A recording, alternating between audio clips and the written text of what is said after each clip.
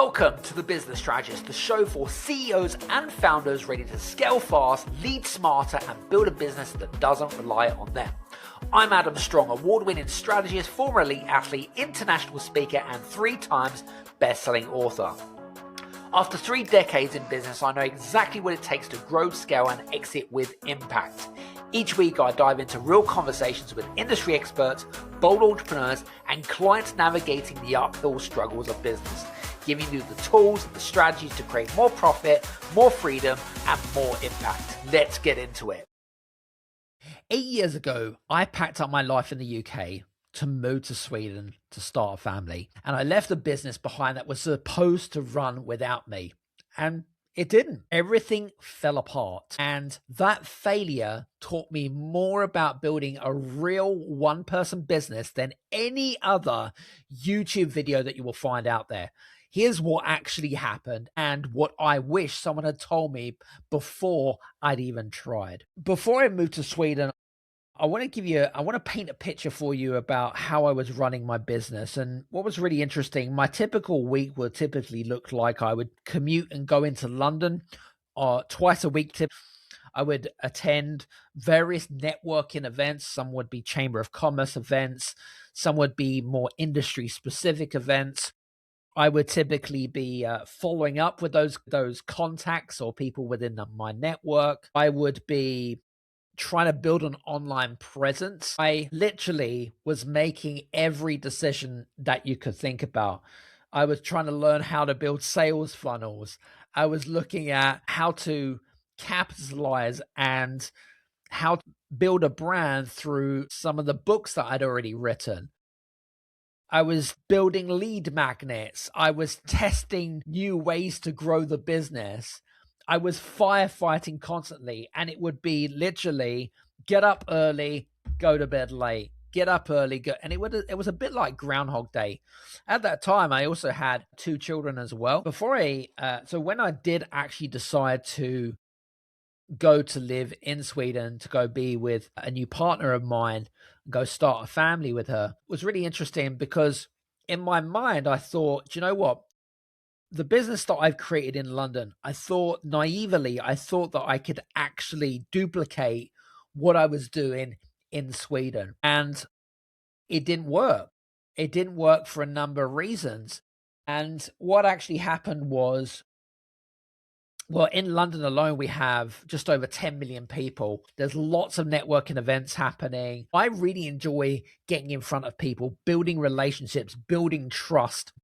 And for me, that's important, right? Getting to know your clients, getting your face out there, building some visibility. However, in a place like Sweden, the population of the whole country is literally 10.5 million people. And in the capital of Stockholm, which is where I was based, there was 1 million people, which is 1/10 of the population of London. What I noticed is there wasn't as much going on. Literally, there was a few things that I had noticed. Number one is that a lot of people were in paid employment. So the culture within Sweden itself was that, you had to go to school, get good grades, and go and get a good job. That was the mentality. We've obviously moved on a lot more in the United Kingdom and even in the Western world, but they still have that mentality.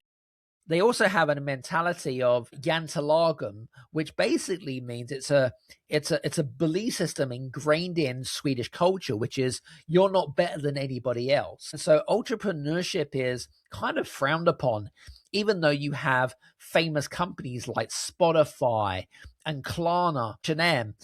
These are big, giant industry giants. But for the smaller business, it's a lot more difficult to build a business there.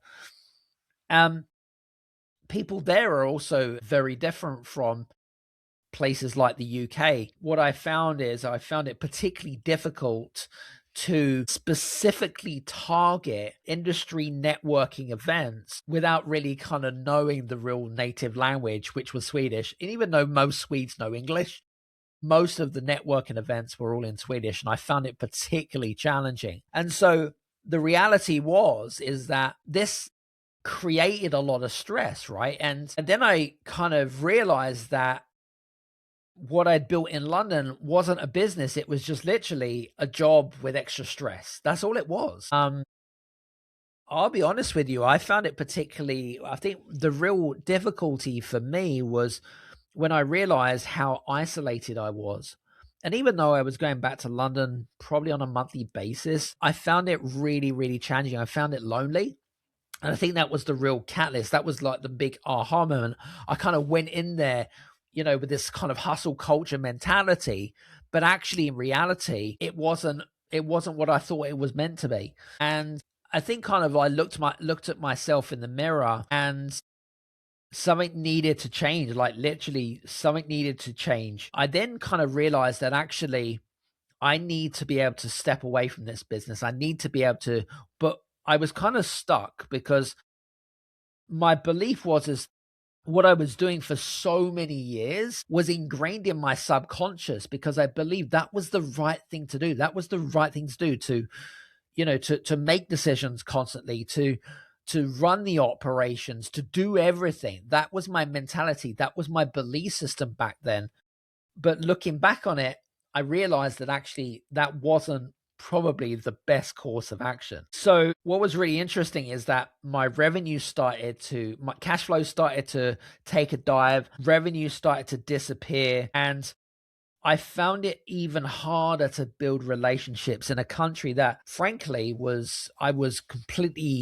I didn't really have much experience in.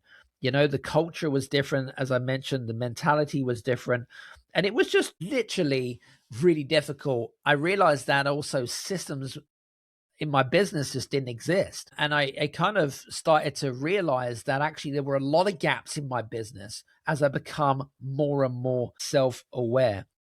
So what is it that I needed to do? What did I actually do about it? Like, how did I figure it out? How did I get from being stuck to, what is it that I actually need to go and build? So there were two mindset shifts that I actually achieved. First of all, I had to accept my new reality. And I was in denial for so long. Probably the best part of 6 to 9 months, I was in complete denial.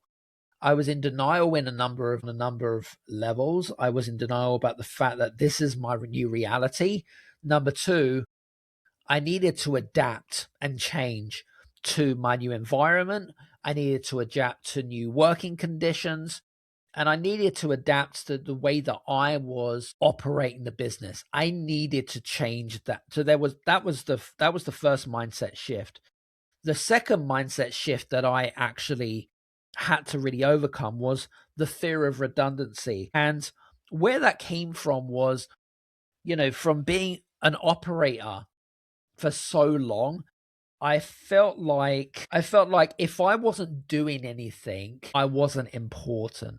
And it sounds really selfish, doesn't it? It sounds really kind of egotistical in a way, but if I wasn't doing something within the business, getting my hands dirty, if you like, then I felt as if I was kind of eliminating myself from the business. And obviously, I come to realize that actually, you know what? I came to realize that actually, if I did have more time, what is it that I could do with that extra time? What impact could I make? What's the legacy that I was building? And there's a number of things that I actually had to build. First of all, I had to delegate certain activities within my business. So what I did is I actually created an audit of all the activities that I was doing on a daily basis. What are the things that was eating into my time? And just from that, I also create what we call a stop doing list. I even practice, I suppose, tell others, even to this day, about a stop doing list. What are the things that are eating into your day to day that's holding you back from growing your business? And so I built that. I built what we call the stop doing list. So the things that I was doing at the time was web design, graphic design, copywriting, administration, trying to figure out the sales funnels, all of those things, trying to build an online presence. Like I was just doing so much. I didn't have the bandwidth. What people don't teach you, especially if you have a family, is how do you build a successful business when you've got a family, right? People don't teach you that kind of stuff, right? And for you guys that are listening in, by the way, some of you may have a family, some of you may have kids, and others don't, and that's okay. But regardless, hey guys, just wanted to chime in here. Just wanted to say thank you so much for listening to this week's Business Strategist Show. If you've enjoyed today's episode or any past episodes, please do me a favor, head over to Apple or Spotify and leave a 1 or a 5-star review. Listen, we get feedback from people all over the world. We can only improve the shows if we get feedback from our listeners. So listen, head over to those platforms right now. Be extremely grateful. Thank you so much. Back to the show. The first thing was I needed to delegate certain things. So, for example, there were web designers that were better than me. There were copywriters that knew about me. Hell, I got an F in English when I was younger during my GCSEs. So I knew that there were better copywriters and they were going to be quicker and they're going to be cheaper. Administration stuff, sending out invoices, following up with clients and customers. Like I was doing literally everything. Then I realized that actually I needed to have some assistance. So, we implemented having a personal assistant. And I started off by just employing someone 10 hours a week just to help with freeing up my time in the business. So that's the first thing.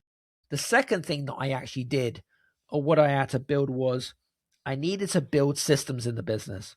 And what does that look like? I noticed that I owned all of the relationships. So when I went to networking events, when I was having conversations with people online, I own those relationships. And I knew that if I continued to own those relationships, then those clients or those prospects, they wouldn't want to work with anybody else apart from me. And to me, that's not a business. And so I needed to get strategic.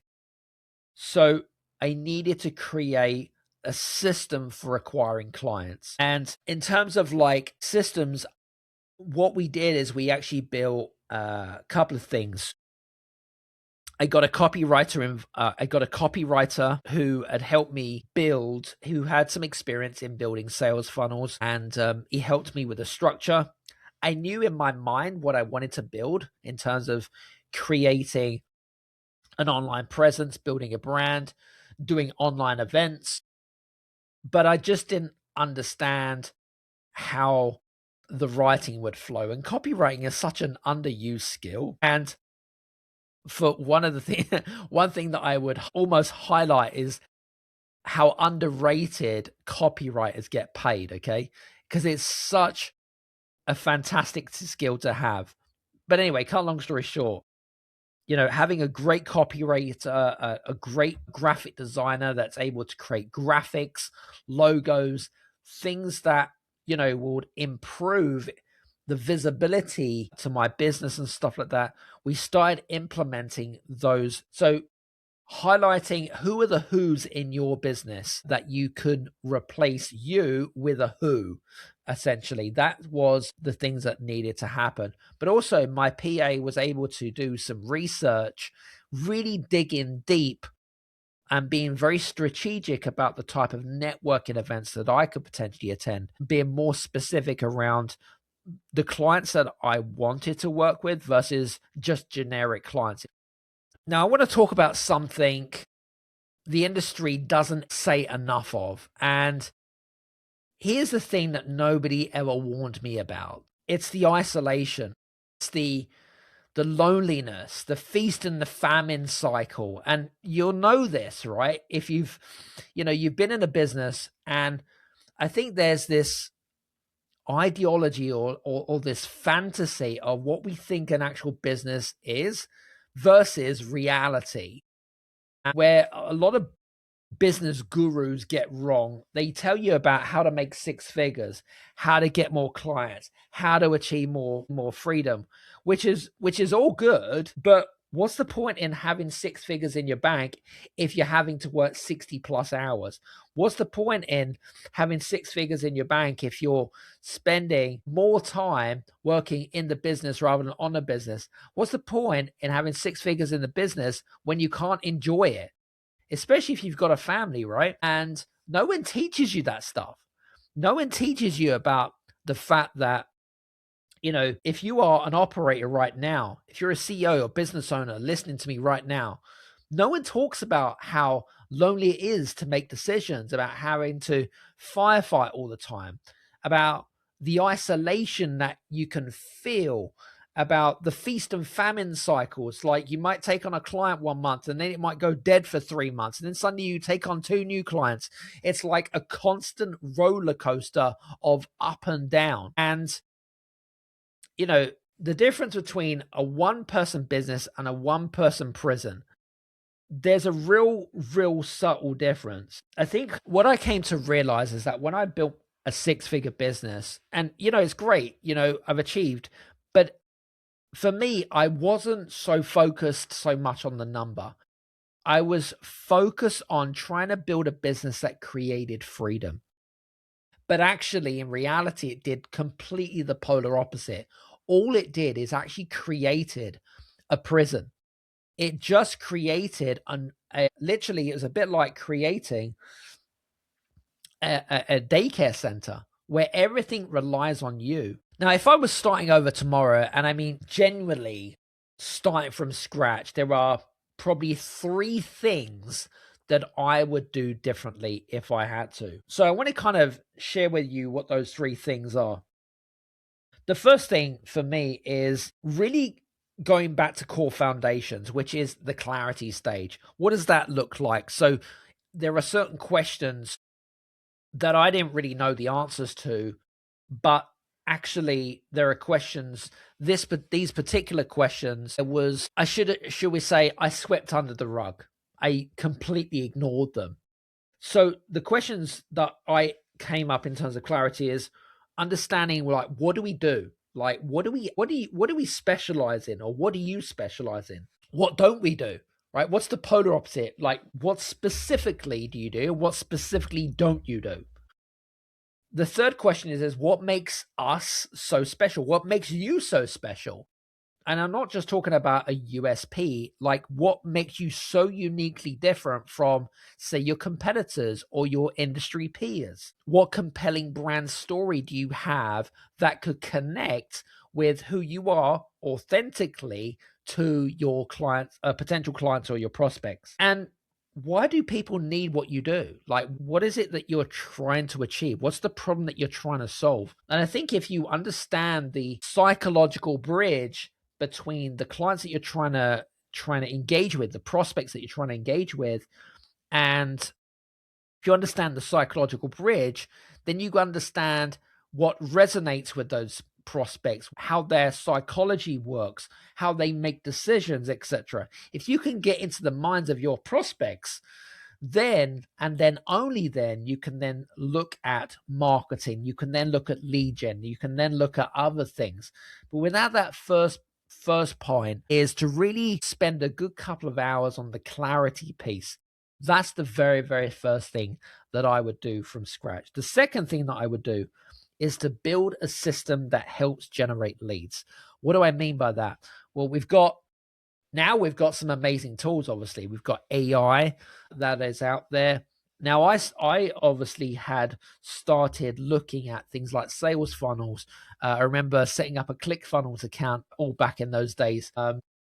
Really learning, because that was the trend, right? That was the trend back then. That was the trend of, trying to build an online presence, trying to build passive income. Fortunately for me, it had very much mixed results from my perspective. I would build a system where the relationships are not necessarily relying on me. And what I mean by that is, like, for example, specifically, if it was me, and I'm going to go into more details about this, is using AI to help you to build a client acquisition system step by step. What that looks like is really understanding not just where you are in terms of your brand, but also in terms of like where you position yourself within the industry. So it's understanding, your client, your prospects, problems, your fears, their pain points, what keeps them up at night, like really getting a real deep understanding of psychology. Blending psychology and neuroscience is such a powerful tactic in business these days, because if you understand that, you understand that what motivates a person, what pisses someone off, for example, right? If you understand a prospect, and you understand them in terms of being able to fix those problems, challenges, fears, and pain points, and then you can create a solution and they're willing to buy it, then great. That's an amazing business. So that's the second part that I would do. The third thing that I would do is to create what we call an operational roadmap. Now, what does that look like exactly? Well, if you were hit by a bus, God forbid it, today, how long would your business last before it falls apart? What does that mean? It means documentation. And what that basically means is that if you've got should we say, an operations manual, for example, say you just bought an electrical product, or you bought a Lego set for your kid or whatever it is, there's an instruction manual. I remember this actually. I just completed a very sophisticated Lego set with my 8-year-old. We just built a McLaren Formula One car. And you know how many pages? Is like hundreds of pages just to get to the end product. But the point I'm trying to make here is what is your instruction manual for running your business? What are your standard operating procedures, or SOPs, if you like to call it? What is your one page business blueprint? How do you take on clients? You know, what is the onboarding process? So all of these big key questions, what is the operational roadmap look like? And so if you are able to, if you start working on that operational roadmap, that if something did happen, God forbid it, touch wood, of course, you've then got someone that's able to then take over the business and they know exactly what to do. Because again, what you're doing is you're building an asset in the business. And when angel investors, venture capitalists, private equity firms look to acquire companies, they look to make sure that the business is not dependent on the founder itself. And SOPs and operational checklists is just a great way. So those are 3 things that I would do if in my business. Now, if you disappeared for 6 weeks tomorrow, would your business survive, or would it slowly collapse like a pack of cards? Now, the honest answer to that question tells you everything about where you actually are right now. So if that question made you feel uncomfortable, then good. That discomfort is information I built. Now, for you guys exclusively, I've actually built a deep dive strategic diagnostics session specifically for founders and business owners who want an honest picture of where they're at right now, where their business stands, and what needs to change in terms of the shift. There's some details in the show description notes below, of course, and there are only 3 spots available. Okay, so this is a 2 to 3 hour deep dive session with me, giving a real deep understanding, identifying the gaps within the business that you need to work on to make it so that you are able to free yourself from the business. Now, remember, stage 1 to any exit of a business is exiting yourself from the business in terms of the operations. All right. That is one of the hardest things that you can potentially do. I've done it, and you can do it too.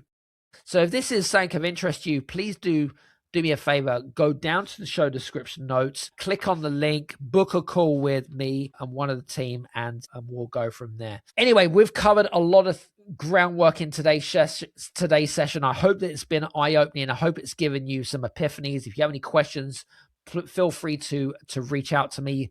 My email is in the show description notes. And from me, Adam Strong, hope you enjoyed today's session. Take care. Bye-bye.